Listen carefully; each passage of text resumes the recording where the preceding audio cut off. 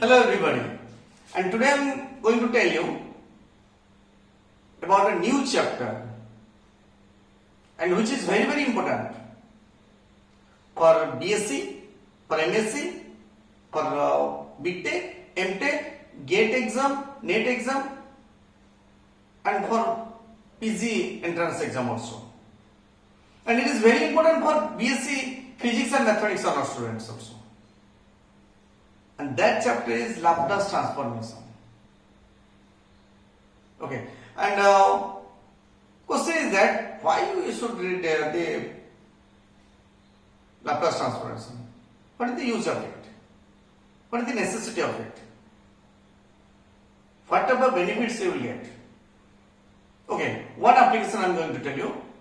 It is used to solve the initial value problem. That means differential equation.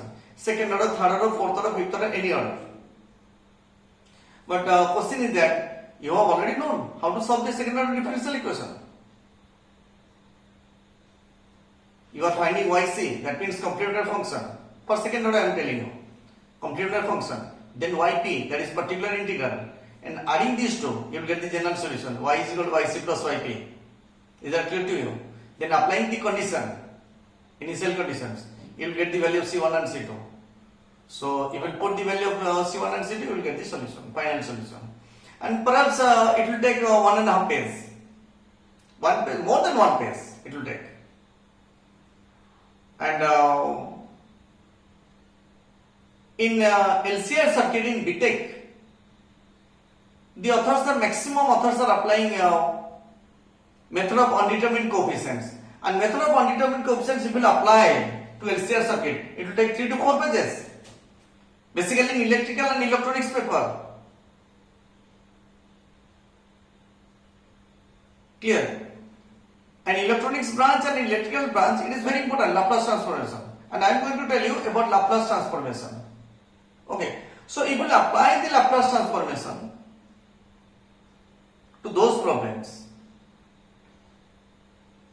that means second order differential equation with initial conditions, then simply it will be solved in 3 to 4 lines. That means in half page. So that is the very important factor. That is why you are reading Laplace transformation. That means it will make very easy. You have solved second order differential, third order differential equation and other methods.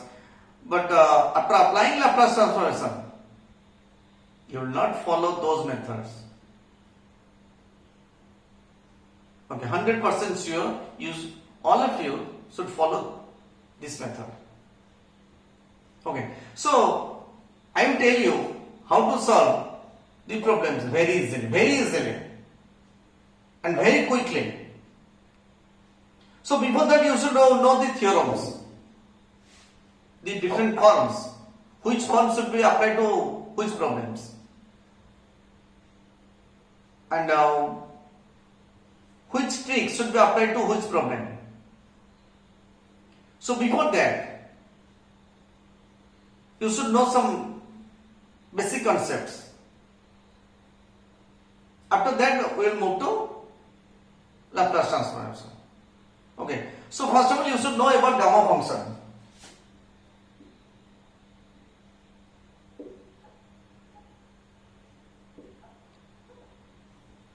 Clear? So the definition of gamma function is gamma n is equal to integration 0 to infinity e to the power minus x into x to the power n minus 1 into dx. It's the minus x into x to n minus 1 into dx. Clear? This is the definition of gamma function. And properties. Gamma n plus 1 is equal to factorial n.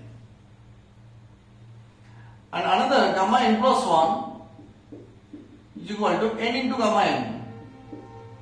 and gamma of half. Only you should remember these properties. You should not know the proof in Laplace. So gamma of half is root over of pi. So gamma 3 by 2. How to find out gamma 3 by 2? Apply this formula. That means you are subtracting 1 so that you will get n into gamma n. That means if you subtract 1 from 3 by 2, you will get half. So half into gamma half. And gamma half is root pi. So half into root pi. So similarly, gamma 3 by 5 by 2. What is gamma 5 by 2? So subtract 1, it will be 3 by 2, gamma 3 by 2. 3 by 2, gamma 3 by 2. And gamma 3 by 2 is this one, 1 by 2 into root pi. That means 3 by 2 into 1 by 2 into root pi. That means what is the process? By finding gamma 3 by 2, gamma 5 by 2, it is 3 by 2 into 1 by 2 into root pi. You are subtracting 1 from 5 by 2, so it will become 3 by 2. Then minus 1, it will become 1 by 2. Then it will become root pi. Clear? Similarly, gamma 7 by 2, it will become 5 by 2 minus 1, it is 3 by 2 minus 1, it is 1 by 2 into root pi. So this is gamma 7 by 2. Okay, see here, some other problems I am going to tell you.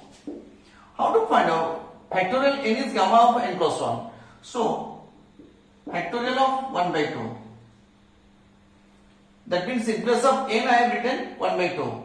So here 1 by 2 plus 1, it is gamma 3 by 2. Clear? And gamma 3 by 2 is 1 by 2 into root pi.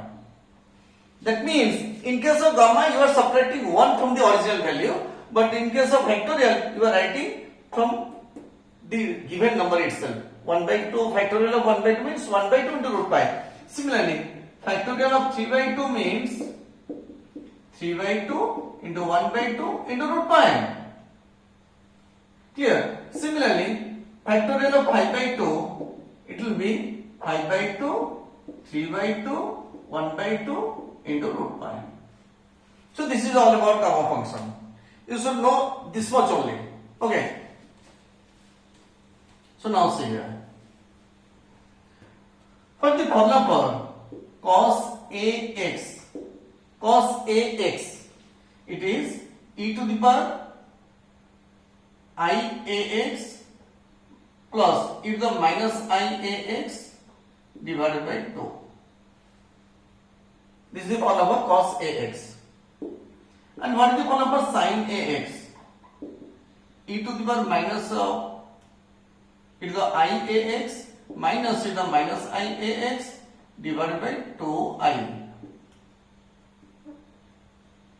So another formula cos hyperbolic AX, it is e to the power AX plus e to the minus AX divided by 2. And what is the formula for sin hyperbolic AX? E to the power AX minus e to the minus AX divided by 2. So you should know the tricks. How to remember? In case of cos it is positive, in case of sin it is middle one is negative. Okay, so there are two terms in the numerator. In the first term, the positive power is there. See here. In the second term, it is negative power is there. And in case of trigonometric function, I is there in the powers. And in case of sine only, I is also in the denominator. But in hyperbolic function, there is no I. Whether in denominator or in power, there is no I. Clear? So you should remember these four formulas. Because I will apply these formulas by deriving the formulas in Laplace transformation. Okay. So now my point is that another forms here. E to the minus infinity is 0 and e to the infinity is infinity. You should remember these two formulas. These two values. These are the formula, these two values. Okay. After that, see here. What is Laplace transformation? What is the definition?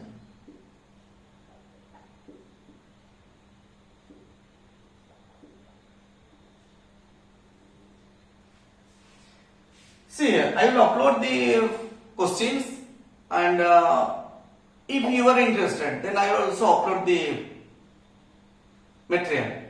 My own material I will upload. and you can download it also. Okay, from the description. Here, let f of t be a real valued function and the variable is t and that t is greater than 0. Clear? So Laplace of f of t is integration 0 to infinity e to the minus st into f of t and you are integrating with respect to t. That means Laplace of f of t means multiply e to the minus st to f of t and integrate with respect to t within the limit 0 and infinity. This is the definition of Laplace of f of t.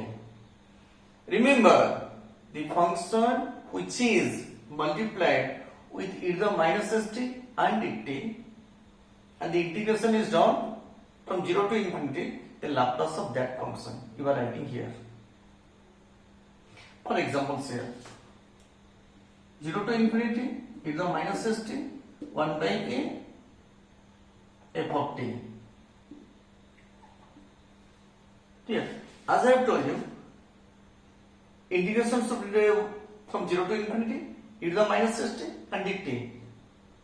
And which function is multiplied to e to the minus st and dt? 1 by a f of t. That means it is Laplace of 1 by a f of t.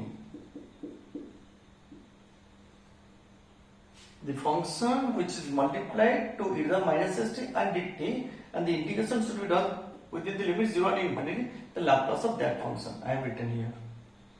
Clear? So see here. Now this is the definition. And see here, and the limits should be put. You should put the limits in the variable. And here you are integrating with respect to t. That means in place of t, you should put 0 and infinity. That means in the final result, there will be no t. Because you have already put 0 and infinity in place of t. So the final answer should be in terms of s. Clear? These are the values of t. So in place of t, you should put 0 and infinity. That means in the final result, you will get s. Then let it be f of s. Say. Clear? Capital F of s. Capital F I have written, here small f. So now, here f of s is called the Laplace transformation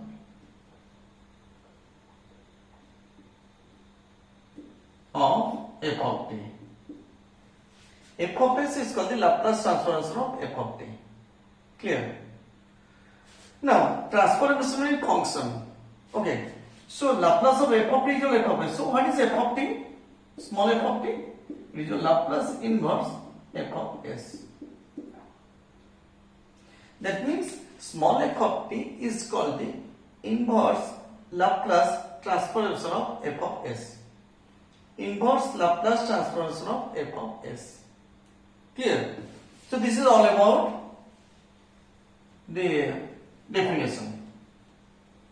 Now, today I will tell you what is the meaning of piecewise continuous function.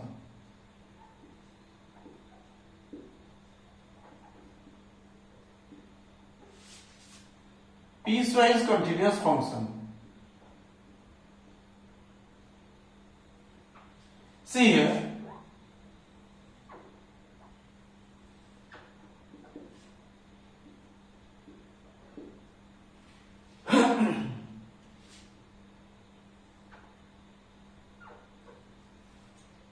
I am taking small intervals. I am starting here.